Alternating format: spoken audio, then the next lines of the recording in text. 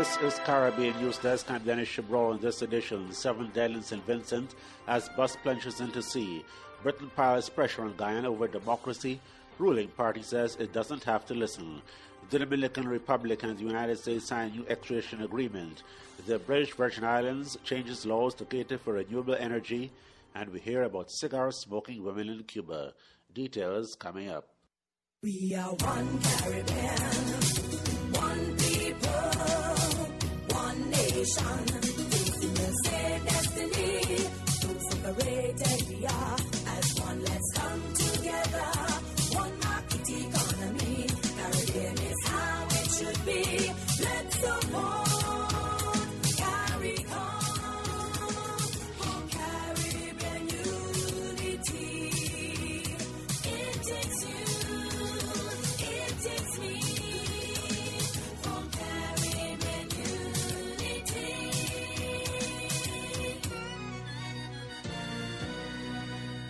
In St Vincent, at least 7 students died after a minibus plunged into the Caribbean Sea on the northeastern tip of the island.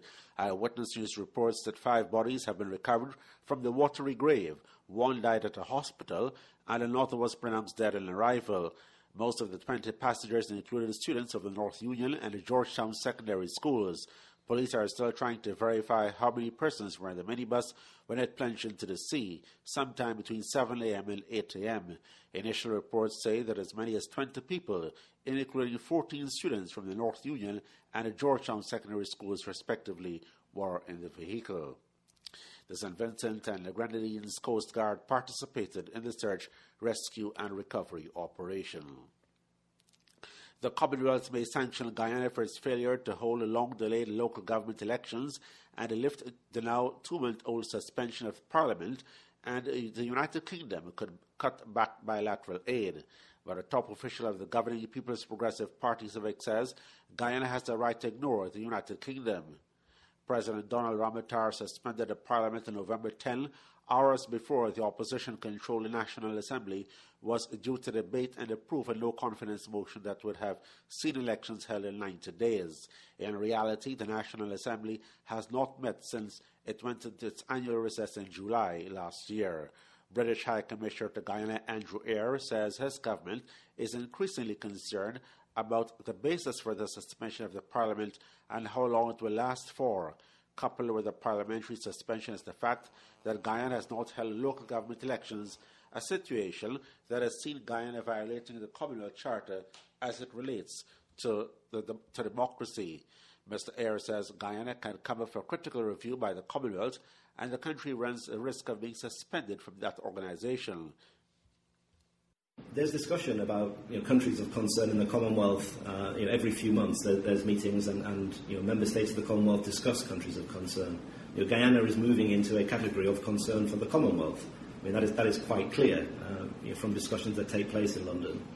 The one is suspension. Mm-hmm. Are there others? Well, Guyana could be subject to a critical review because of breaches to the Commonwealth Charter. All Commonwealth member states can be subject to that sort of review. On the issue of bilateral aid, the UK High Commissioner says his country will not be willing to provide more assistance in the absence of parliamentary accountability. Without a parliament, there is no parliamentary oversight of development assistance or anything else. Clearly the appetite to send money to a country that has no parliamentary oversight is much reduced. I'm saying that without a parliament, no laws can be passed, no scrutiny can be had against the background of our doubts about the process that's taking place here. There's a reluctance to send development funds. Of course there is. How can we justify that to our own taxpayers? The UK envoy says British businesses will not want to take risks of higher insurance and other costs in doing business in a less than conducive environment. However, the General Secretary of the governing party, Clement Rohe, says Guyana does not have to listen to its former colonial power. This country has gotten its independence from Britain since 1966. We don't have to listen to what Britain says in respect to such pronouncements. This is an independent country. The British have their own arrangements there too. So, take it or leave it, twist it or turn it however you would want to put it. The fact of the matter is Guyana is an independent country. We have our own constitution. Mr. Rohi insists that the president suspended parliament in keeping with Guyana's constitution. The Dominican Republic and the United States signed on Monday a new extradition treaty that replaces an accord in effect since 1909. United States Ambassador to the Dominican Republic James Brewster hailed the signing of the new extradition treaty as historic, adding that while the previous agreement has been successful, times have changed, and so have crimes. He said that a new document establishes new bases and considers new grounds for extradition. With the new treaty, the United States reaffirms its commitment to pursue criminals, using extradition as a key tool to reduce crime and secure public safety, he says. Foreign Minister Andres Navarro thanked the United States for its partnership and its solidarity in recent years to strengthen mechanisms for the protection of human rights and the rule of law. The new treaty, he said, will allow the law to be enforced in an efficient way and provide an expanded scope to cover new forms of illegal activity such as cybercrime and terrorism.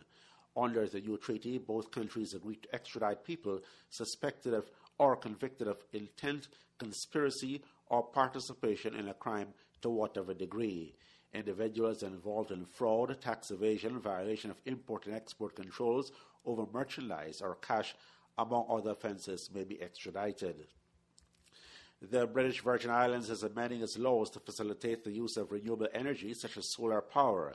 Angela Burns has more. The government of the Virgin Islands is moving to amend existing legislation to permit the use of renewable energy by both existing electricity consumers and to facilitate utility-scale projects. According to General Manager of the Electricity Corporation, Leroy Abraham, the aim is to diversify the means of energy production within the territory by introducing renewable energy. This will complement the traditional means of energy generation and foster the creation of a new energy landscape in the Virgin Islands. 4 companies, Caribbean Energy Opportunities, Alternative Energy Systems, NRG Energy Inc., and Main Street Power Company Inc., have already submitted bids to install approximately 2 megawatts of solar photovoltaic on various government buildings. The companies will produce electricity via solar energy for the next 25 years. Minister for Communications and Works, Mark Vanterpool, said government has developed a policy for the implementation of renewable energy for the Virgin Islands. He said the intention is to produce 30% of the territory's power supply by the year 2023 from sources including solar, wind, energy from waste, water heaters, lifestyle changes, and recycling. According to Minister Vanterpool, the BVI Electricity Corporation is vigorously pursuing its Phase 5 plan, which is meant to expand the generation capacity in the Virgin Islands from 32 to 59 megawatts within the next 18 months. For Caribbean News Desk, I am Angela Burns in Roadtown, Tortola.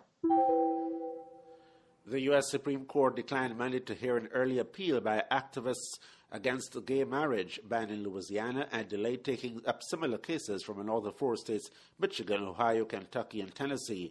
On the one hand, the High Court dismissed as premature the activists' plea for hearing the same-sex marriage ban in Louisiana because the 5th U.S. Circuit Court of Appeals in New Orleans has not yet ruled on the matter. The Supreme Court also decided not to take up the appeals entered by same-sex couples in Michigan, Ohio, Kentucky, and Tennessee, even though the process of appeals in the lower courts has been completed. The High Court is, however, expected to act on those cases within the coming weeks. Given the decisions in favor of same-sex marriage by some federal courts of appeal and against it by others, the final ruling will be up to the Supreme Court, which will base its decision on whether the ban that some states have enforced is constitutional or not. These new cases, to be heard by the High Court, will form part of the drive to legalize gay marriage across the United States. At present, 36 states have approved same-sex marriage, while the remaining 14, the law still says that the only legally valid marriage is between a man and a woman. The most recent state to permit gay marriage is Florida, where such unions have been legal since last week. The United States government announced Monday that Cuba has freed all 52 of the political prisoners it had promised to release in an accord with the U.S. aimed at normalizing relations between the 2 countries. A U.S. government source confirmed that the Cuban government sent word that the political prisoners were all out of jail and that the U.S. Interest Section in Havana was able to verify their release. A senior U.S. government official welcomed the very positive development and says that Washington is pleased that the Cuban government followed through on its commitment. Cuban dissident groups said last week that the Castro regime had by that time released 38 political prisoners. Their release from jail was requested by the U.S. as a condition for normalizing relations between the United States and Cuba after more than half a century of frozen diplomatic relations and a U.S.-imposed economic embargo. The U.S. official says that during the secret discussions about renewing diplomatic relations with Cuba, the U.S. gave the Castro regime a list of prisoners sentenced to jail for matters related to their political activities, a list not yet made public. As a first step, the accord secured the release of U.S. contractor Alan Gross, sentenced in Cuba for subversive activities, and the return to Cuba of the 3 spies of the Cuban 5 who are still behind bars in the United States. Let's go to Cuba, meet the Ladies Smoking Club. We have more in this report from the BBC.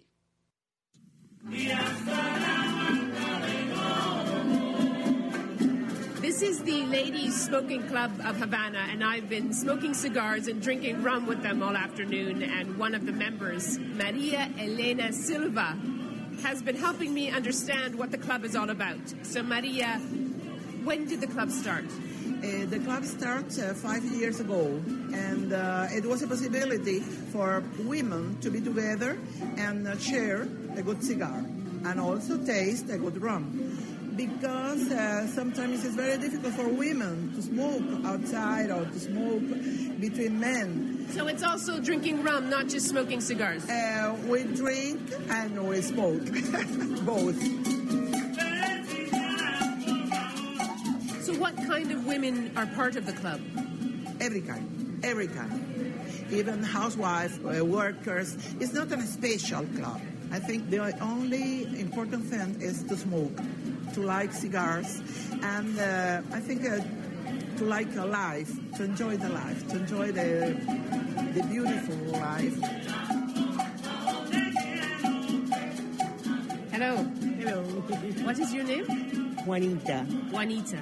And you are the expert in rolling cigars. Is it difficult to roll the cigars properly? What is the method? Primero hay que poner el corazón.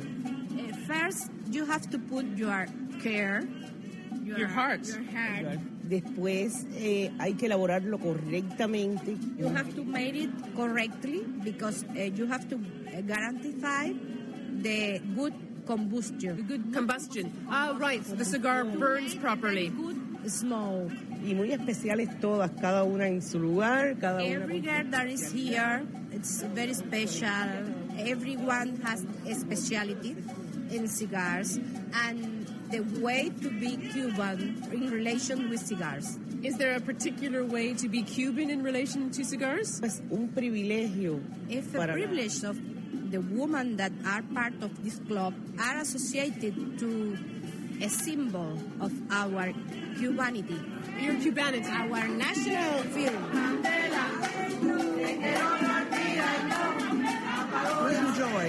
We enjoy as a person, but we enjoy also as a Cubans, because for us it's a very important product. I think it's a symbol of our country. Like rum, like dance, like cha-cha-cha. You seem to be enjoying life quite a lot. I enjoy life because I think it's the better that we can do. Do you think life has gotten better here in Cuba in the last few years? Yes, of course, because we're improving our life. It's true that we have a lot of difficulties, but I think that Cuban is a very optimistic person. And we believe in future, we believe in the life, we believe that we are going to be ahead.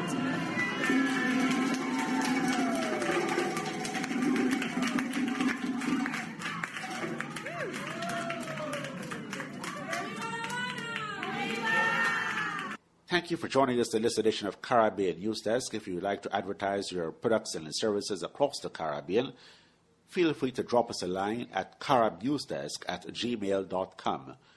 You could also visit us on our website at caribnewsdesk.com. We're also on Facebook at facebook.com/caribnewsdesk. And we could also be followed on Twitter at twitter.com/demwaves. Again, thank you for joining us, and have a great rest of the day. I'm Dennis.